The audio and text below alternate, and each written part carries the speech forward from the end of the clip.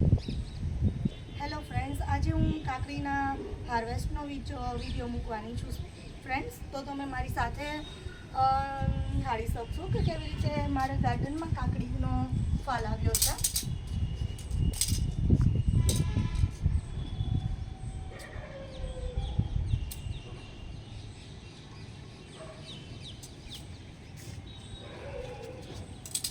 Fruit ફ્લાયનો attack થાય છે એટલે હું આવી રીતે કોટનના કાપડથી કાકડીને કવર કરીને રાખું છું.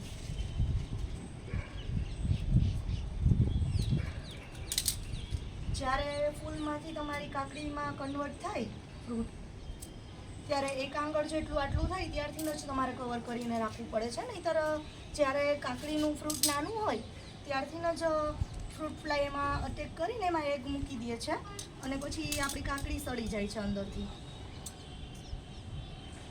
અને કોક વાર એવી પણ ઈયળ આવે છે કે જે અંદરથી કાકડીને આખી ખાઈ જાય છે.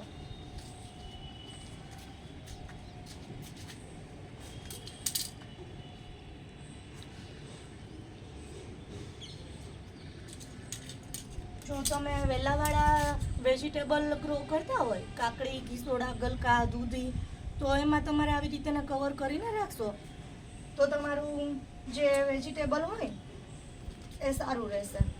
એમાં ફ્રૂટ ફ્લાયનો અટેક નહીં થાય કે બીજા કોઈ પેસ્ટનો અટેક નહીં થાય.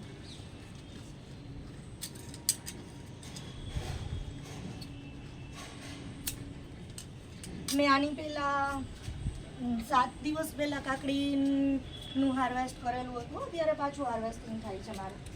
હું આમાં કિચન કમ્પોસ્ટ હોય છે એનું લિક્વિડ આપું છું ખાતરમાં, અને છાણિયું ખાતર આપું છું. બધા ખાતર 15 દિવસે એકવાર આપું છું. અને વધારે વેલાવાળા શાકભાજીમાં બીલાનું ખાતરનો યુઝ કરું છું.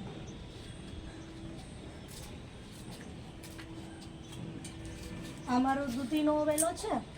દૂધીમાં તમે જોઈ શકો છો કેવો ગ્રોથ છે. આ બીલાનું ખાતર આપું છું વેલાવાળા શાકભાજીમાં, તો એનું રિઝલ્ટ સારું મળે છે. દૂધીને પણ હું કવર કરીને જ રાખું છું. ઉપરથી નવા ગ્રોથ આવતા જાય છે, નવા ફ્રૂટ બનતા જાય છે દૂધીમાં. જ્યારે આનાથી પણ નાની દૂધી હોય ત્યારથી કવર કરીને રાખવા પડે છે.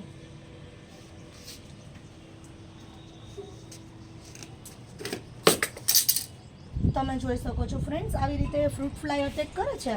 ગમે તે ફ્રૂટ આવડું નાનું સાઇઝનું હોય ત્યારથી જ એટેક કરી દે છે. આમાં એના એગ નાખી દે છે એટલે આખું ફ્રૂટ સડી જાય છે પછી.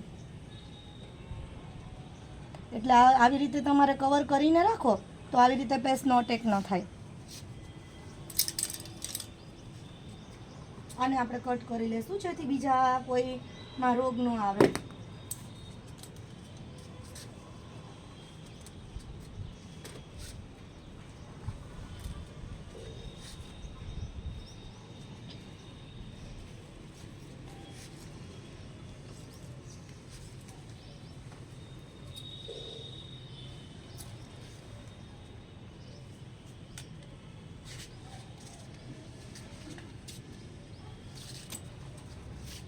આમાં પણ મારી દૂધી બની રહી છે. એને પણ મેં 2 દિવસ પહેલાં કવર કરેલું હતું. જ્યારે તે નાની સાઇઝની હતી ત્યારથી જ મેં કવર કરેલું. આમાં જોઈ શકો છો ઈયળનો અટેક આવી જાય છે આવી રીતે. આ મેં કવર કરેલું હતું તો પણ અટેક થઈ ગયેલો છે. એટલે તમારે રેગ્યુલરલી નીમ ઓઇલનો અને માઇલ્ડ શેમ્પૂનો તમારે સ્પ્રે કરવો જ પડે ગાર્ડનમાં, નહીંતર આવી રીતે પેસ્ટ અટેક થઈ જાય છે. અત્યારે તો હજી ઉપર ચડેલી જ છે એટલે હું કાઢી લઉં છું આને. આમાં હજી ડંખ નથી મારેલું. ઘણીવાર આ ફ્લાવર હોય છે એમાં પણ ઈયળ હોય છે અંદર, એટલે એ તમારે જોઈ લેવાનું. અને આ સરખું કવર નહીં થઈ ગયું હોય મારાથી, ખુલી ગયેલું હશે એટલે અંદર ચડી ગઈ છે ઈયળ.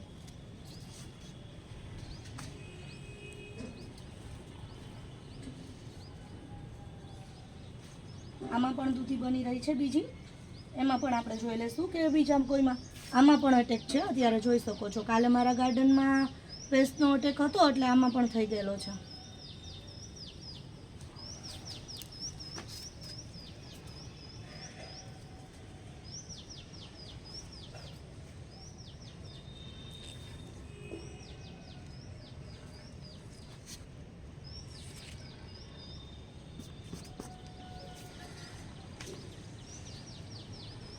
જ્યારે પણ વાતાવરણમાં ફેરફાર થાય છે હ્યુમિડિટીમાં, એટલે ગાર્ડનમાં પેસ્ટનો અટેક થાય છે. એટલે તમારે ખાસ ધ્યાન રાખવાનું કે વાતાવરણ બદલે, જ્યારે વાદળછાયું વાતાવરણ રહે છે ત્યારે પેસ્ટનો અટેક થાય છે. એટલે એકવાર તમારે બધું ચેક કરવું જ પડે.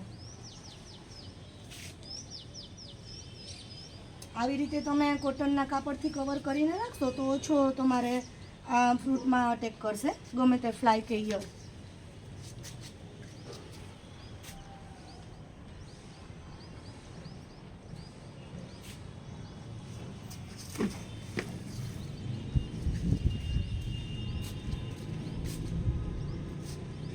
દિવસ આ તમે જોઈ શકો છો ગુવારનો પ્લાન્ટ છે. આમાં 3 દિવસ પહેલાં મેં હાર્વેસ્ટ કરેલું હતું, ત્યારે બીજી સિંગો હતી એ નાની હતી. અત્યારે પાછું હાર્વેસ્ટ કરવા લાયક સિંગ થઈ ગઈ છે. તો હજી હું 1-2 દિવસ પછી હાર્વેસ્ટ કરી લઈશ. જોઈ શકો છો આમાં કેટલો ગ્રોથ છે. તો જો તમે ઘરના કમ્પોસ્ટને યુઝ કરશો એટલે તમારે પણ ગ્રોથ સારો આવશે વેજીટેબલમાં. અને રેગ્યુલર તમારે જ્યારે વોટરિંગ કરો ત્યારે એકાત્રા બધા પ્લાન્ટને તમારે પાણીથી વોશ કરવા સારી રીતે, ફુવારાથી, એટલે કોઈ પેસ્ટનો અટેક ઓછો રહે. આ મારું આંબાનું ઝાડ છે, મેં આંબાનો પ્લાન્ટ વાવેલો છે. એમાં સાથે મરચી પણ વાવેલી છે. મરચીમાં અત્યારે ફૂલ આવેલા છે અને અમુકમાં મરચાં પણ બેસી ગયેલા છે. એની સાથે મેં મરચાંની સાથે ઘીસોડાનો વેલો કરેલો છે.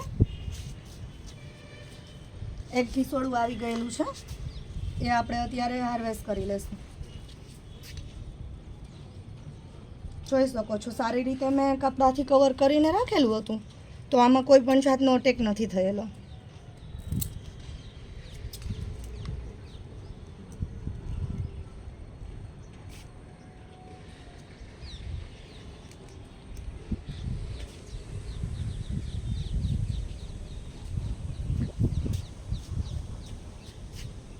ગાર્ડનમાં ઘણી જગ્યાએ મેં છે આવી રીતે મરચીના રોપ વાવેલા છે. મરચીના ફૂલ આવે છે, એનાથી પોલિનેટર્સ વધારે આવે છે આપણા ગાર્ડનમાં. અને પોલિનેટર્સ આવે, મધમાખી, ભમરા, એના લીધે બધામાં પોલિનેશન સરખી રીતે થઈ જાય છે. એટલે ફ્રૂટ કન્વર્ટ થાય છે વેજીટેબલમાં, ફૂલમાંથી. આ ચીપડાનો વેલો ઓલરેડી મેં આગળના વિડીયોમાં બતાવેલો હતો. આમાં પણ મારે ગ્રોથ સારો આવેલો છે, ચીપડામાં પણ.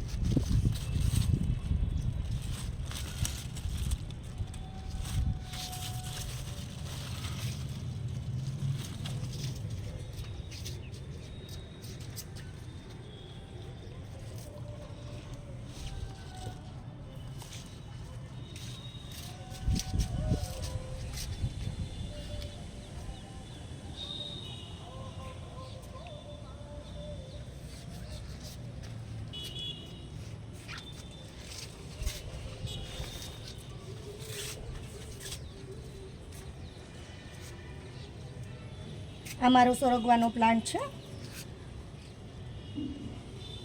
સરગવાનો પ્લાન્ટ મેં લીફ માટે ગ્રો કરેલો છે, કેમ કે સરગવાના લીફ હું ડેલી થેપલામાં, પછી ઢોકળામાં, બધામાં યુઝ કરું છું. કેમ કે સરગવામાંથી પ્રોટીન બહુ સારા પ્રમાણમાં મળી રહે છે, એટલા માટે મેં આ ગ્રો કરેલો છે પ્લાન્ટ. આમાં પણ નવા ગ્રોથ આવી રહ્યા છે. સરગવાના પ્લાન્ટને મેં 2 મહિના પહેલાં જ ગ્રો કરેલો હતો. આ મારો બાર્બાડોસ ચેરીનો પ્લાન્ટ છે. ચેરીમાં અત્યારે ઘણો ફાલ આવેલો છે, આપ જોઈ શકો છો. આ ચેરી ચકલી છે ને, ચેરીને વધારે અટેક કરે છે. ચકલીને ચેરી બહુ ભાવે છે, એટલે આની અંદર જ પક્ષી ખાઈ જાય છે આવીને. અત્યારે ખૂબ ગ્રોથ આવેલો છે, આપ જુઓ છો. ઓર્ગેનિક તમે એકવાર યુઝ કરો પછી એનું રિઝલ્ટ બહુ સારું આવે છે. આપણે ઉતારી લેશું જેટલી પાકી ગયેલી છે. વધારે તો મારા ગાર્ડનમાં પક્ષી જ આવીને ખાઈ જાય છે.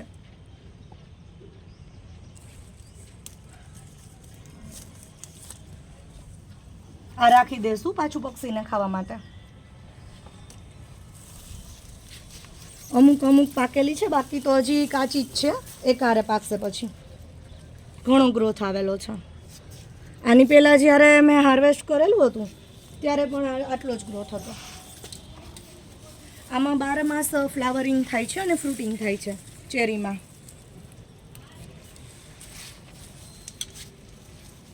જુઓ છો, આમાં પણ પક્ષીએ જ ખાધેલું છે.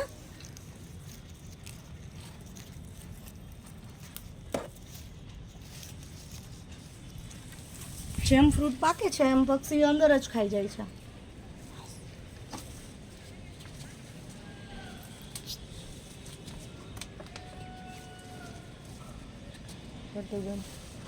આ મારો રીંગણાનો પ્લાન્ટ છે.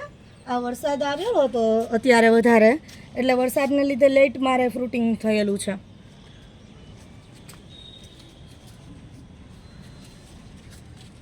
આ સેતુરનો પ્લાન્ટ છે, એ પણ મેં 2 મહિના પહેલાં જ ગ્રો કરેલો છે. આ ફાલસાનો છે. અને આ મારું થાઈ વેરાયટીનું લીંબુનો પ્લાન્ટ છે. એમાં અત્યારે ફ્લાવરિંગ થયેલું છે અને એક લીંબુ પણ આવેલું છે.